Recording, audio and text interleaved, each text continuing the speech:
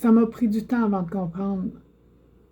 Je pense que j'avais la tête dure, ou est-ce que j'avais vraiment la tête dure, ou j'étais prisonnière de tous ces schémas négatifs, ces traumas, ces répétitions qui font juste faire en sorte que je tourne en rond et en rond et en rond, répétant les mêmes erreurs, refaisant les mêmes choix. Puis au jour d'aujourd'hui, je regarde ma vie avec recul, puis c'est sûr qu'il y a plein d'endroits où je me suis dit, j'aurais donc dû. Pourquoi je suis restée? Mais parce que j'avais peur. La peur, la peur a été mon moteur. La survie a été mon mouvement. J'ai jamais arrêté de courir parce qu'il y avait un danger en arrière qui me courait après. En fait, j'essayais de fuir le danger. En faisant ça, je me fuyais, je cherchais à calmer tout ça, mais dans une agitation absolument étourdissante. J'aurais aimé ça me réveiller avant. J'aurais aimé ça justement, à mes 21 ou à mes 30 ans ou encore à 40 ans, quand l'intuition, quand les red flags apparaissaient, d'avoir eu le courage, la force et assez d'amour pour moi pour dire non à cette relation, dire non à cette amitié, dire non à ce travail, dire non à ces pensées-là qui roulent dans ma tête et choisir un autre chemin. C'est pas parce que j'ai pas cherché, c'est pas parce que j'ai pas pris des formations, j'ai été dans beaucoup de soutien, autant psychologique, énergétique, en hypnose, de la reprogrammation, et je continue ce travail-là. Mais il y a comme une espèce de mur neurologique qui veut pas rien savoir de s'amincir, en fait. Puis, dernièrement, j'observais que tout ce travail-là, je le fais, puis je mets en place plein de choses au quotidien. Même des fois, je sais que je suis un peu engluée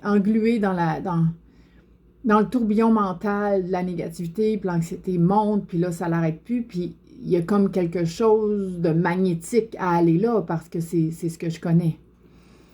C'est ce que je connais depuis 52 ans, tu sais. Même si j'ai commencé depuis longtemps à être plus consciente de tout ça, à être consciente de mes masques, des mécanismes de survie, de protection, du drame ou encore de tout ce qui m'amène là. J'en ai pris conscience, j'ai fait des actions, il y a des changements qui ont été manifestés, oui, puis par chance, parce qu'autrement, je pense pas que j'aurais eu la foi ou l'espoir de continuer, mais je me suis retrouvée vraiment souvent à genoux. À genoux, là, complètement dévastée.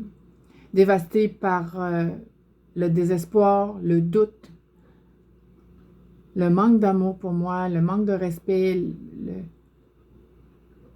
Je me tapais beaucoup sa tête par rapport aux choix que j'avais faits, parce que je les avais faits sous la peur, mais en même temps, ce qu'on me dit autour, oui, mais attends, là, attends. Tu étais prise dans une situation qui était vraiment toxique, complètement confuse, complètement contrôlée. Puis moi, la peur a pris le dessus aussi. J'étais en mode survie, terrifiée. Puis il y a beaucoup de choses que oui, je regrette, puis j'aimerais pouvoir me pardonner de tout ça, puis de ne plus regretter ça, mais de voir ce que ça l'a créé et ce que ça l'a permis de nouveau en moi à me découvrir. Puis j'ai encore de la misère à trouver tous les cadeaux. Tous les cadeaux dus à ces difficultés-là, à ces relations difficiles. Et à reconnaître mon hypersensibilité mal gérée, ce côté empathe qui met l'autre en avant, qui me met moi en arrière. Donc, les cadeaux de ces difficultés-là, c'est comme pour me réveiller et dire « Hey, non, arrête ça! Place-toi au premier niveau! Puis choisis qui tu peux aimer, puis qui sont là aussi pour faire équipe avec toi, puis qui sont réellement engagés avec eux-mêmes et avec l'autre à créer quelque chose de plus grand qui nous élève et non quelque chose qui nous rapetisse puis qui nous écrase. » J'ai encore de l'amertume par rapport à ma dernière relation, qui est le père de ma fille. J'ai encore du pardon à me faire à moi. Je tombe encore dans la comparaison, à me dire « Ah, lui, il a tout. » C'est comme si les manipulateurs, les narcissiques, il y avait cette espèce de filtre-là, ou cette espèce d'écran, ou je sais pas quoi, qui fait en sorte qu'il n'y a rien qui colle après eux. Ils ne se sentent jamais coupables de rien. Ils n'ont jamais rien fait de mal de toute façon, puis ils ne prennent pas responsabilité. Puis ça, il faut que j'arrête de penser à ce que lui ne fait pas. J'aurai jamais un retour. J'aurai jamais, jamais, jamais, jamais un vrai retour authentique et sincère où il va s'excuser. Jamais, jamais. Donc, là où je peux agir, c'est de choisir de me donner ce retour-là, de me dire, il ne me le donnera jamais. Donc, de mettre mes limites, de plus rien attendre et de surtout ne plus être touché par le charme qui pourrait se remettre à jouer pour retrouver le contrôle sur moi. J'ai encore des croûtes à manger là-dedans, surtout quand je suis dans une situation avec lui pour négocier, qui implique ma fille. Il essaie toujours de me faire réagir, puis souvent ça fonctionne, mais je suis meilleure maintenant à rester plus de glace et à m'en libérer. Puis ce que je trouve plus difficile, c'est que je peux pas le sortir de ma vie. Donc, à ce moment-là, j'ai le choix de me choisir moi, puis de choisir ma vie, puis de sortir de cette... c'est comme si là, en ce moment, dans ma vie, je suis entre deux. Je suis comme en train de... J'ai vraiment l'impression de lâcher le vieux costume, là. Je suis comme un... Je reconnais pas trop les sensations du moment. Qu'est-ce que je sens en ce moment par rapport à cette situation-là, où je me situe? Je suis comme entre deux, en train de marcher vers autre chose. Donc, c'est pas encore tout à fait intégré, ressenti profondément ou compris intellectuellement, même si on dit qu'on n'a pas besoin de comprendre intellectuellement, mais j'ai vraiment besoin de faire de la clarté, moi, dans ma tête pour ressentir aussi, mais me permettre aussi de me dire, OK, je suis comme entre deux. Je me sens plus tant affectée, puis dans la victime, puis dans le drame et dans le trauma, mais je me sens pas encore libérée dans cette ouverture où je me sens dans ma vie, je me sens en joie, pleinement heureuse et pour vrai et que ça vibre. Parce que ça, c'est une des plus grandes armes qu'on a contre un narcissique manipulateur. C'est qu'il n'y a plus de prise sur nous parce qu'on est heureuse. On est vraiment heureuse, puis on est complètement détaché de ce qu'il peut faire, dire ou quoi. Fait que toutes les manipulations qu'il peut avoir, les stratégies, ils s'épuisent. Mais ça lâche pas prise facilement, hein? Tu le sauras, il va toujours essayer de revenir. Puis là, surtout quand j'ai un lien avec, parce que j'ai ma fille, c'est là que je dois rester constamment alerte aux clés que j'ai en dedans de moi, à ne pas répondre à ces micro-agressions, à ce besoin de me rendre confuse puis de m'étourdir. Alors, fini la justification et fini. Je ne réponds plus, je le laisse parler lui-même puis je le laisse s'empêtrer dans ses mensonges, dans ses stratégies qui ne fonctionnent pas. Puis je le laisse aller. Puis je me retire énergétiquement de tout ça. Donc, je suis comme... Ça me fait bizarre parce que je n'ai pas l'impression de toucher aucune émotion en ce moment. Je suis comme dans une espèce de neutre. Est-ce que je suis dissociée? Je ne sais pas. Est-ce que je suis vraiment présente? C'est comme si c'est difficile à dire parce que j'ai été dissociée pas mal toute ma vie. Puis les moments de contact, d'être présente dans mon corps, d'entrer dans mon corps, c'était quelque chose d'épeurant. Ce l'est encore, d'être dans la sensation d'être un corps, de vivre, d'être dans la 3D, de manifester, de m'offrir le droit d'avoir du plaisir dans cette vie-ci, que c'est correct, que je sois bien, que je sois heureuse. Puis on dirait que la reprogrammation est en train de se placer comme si l'autoroute de la négativité, de je suis pas assez, je m'aime pas assez, je serai jamais assez, puis le doute de moi, je l'ai encore, là, le saboteur, puis tout, mais on dirait qu'il y a quelque chose qui s'est ralenti, puis que je peux prendre plus facilement l'autre chemin.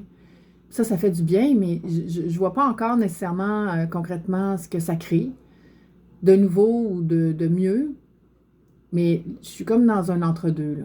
Je suis dans un entre-deux où puis cet entre-deux-là, c'est comme une sorte de silence, en fait, où je peux me permettre de choisir à nouveau à chaque instant. Puis je pense que c'est ça la nouvelle approche. C'est de me dire, OK, aujourd'hui, là, je suis au travail, je suis en télétravail. C'est pas tant une job que j'aime, mais elle me permet beaucoup de flexibilité et je dois voir les avantages qu'elle m'offre parce que ça m'offre la possibilité d'aller voir ma fille parce que c'est un télétravail. Et c'est pas trop une prise de tête. Mais c'est pas quelque chose qui me nourrit, mais ça va me nourrir à un autre niveau. Fait qu'il faut que je le regarde à ce niveau-là. Puis je suis en train de aussi, je me lance comme hypnothérapeute, puis tranquillement les choses se mettent à bouger. Et je déménage en plus. Donc ma vie est beaucoup en mouvement et je veux choisir de trouver la stabilité à l'intérieur de moi. Je veux choisir de trouver la gratitude, de ressentir la gratitude. Pas nécessairement la trouver, mais de ressentir, parce que c'est ça que j'ai de la misère à faire, c'est ressentir. Ressentir des émotions élevées comme l'amour, la gratitude, la joie. Je dis pas que je ne l'ai pas ressenti, puis je ne l'ai pas déjà fait. Puis j'ai fait aussi beaucoup le travail de Joe Dispenza, ses méditations. Puis je les ai faites pendant 6-7 mois, puis à un moment donné, pouf, tout à coup, tout tombe. Un genre de cycle. Fait que je suis en train d'observer mes cycles, les patterns aussi, qui fait que je lâche juste avant que les choses peut-être vont basculer. Donc, ça me garde encore dans cet espace-là où j'ai pas droit, je suis pas digne de recevoir, c'est pas fait pour moi, la joie, l'argent, d'être libre financièrement. Tu sais. Puis au niveau social, j'ai des super amis, là n'est pas le problème. J'ai un super chum, quand on évolue ensemble, c'est la première fois de ma vie que je suis pas dans le cortisol à fond. On a eu des ajustements, mais tu sais, d'être dans une relation toxique, tu cherches toujours l'intensité parce que tu penses que c'est ça. Puis le cortisol est tellement à fond que quand tu rentres dans une relation qui est saine, qui est plus saine, on dirait que c'est ennuyant. Puis ça, je l'ai dit à mon chum, j'ai peur de m'ennuyer. Puis je le vois à mon pattern de qu'il faut que ça soit dramatique, puis je suis capable de le casser.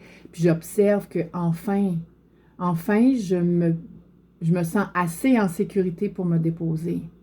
Je me sens assez en sécurité avec lui pour être qui je suis, même si je ne suis pas parfaite, même si je retombe dans mes patterns. J'ai assez de conscience, j'ai acquis assez d'amour pour moi et de respect pour pouvoir accueillir ce que l'autre me dit et le prendre sans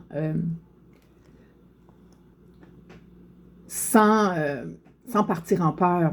J'observe plus que j'ai de la maîtrise émotionnelle un peu plus. C'est comme si j'étais capable plus de me calibrer, de rentrer à l'intérieur de moi, de voir ce que ça me crée, puis d'observer que c'est juste une réponse à un ancien mode de vie.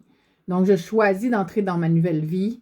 Je choisis de recevoir surtout, puis d'arrêter de courir, puis de tout le temps trouver les solutions. Je choisis de me donner le droit de me déposer en toute sécurité dans cette vie-ci, même si je ne sais pas trop où je m'en vais.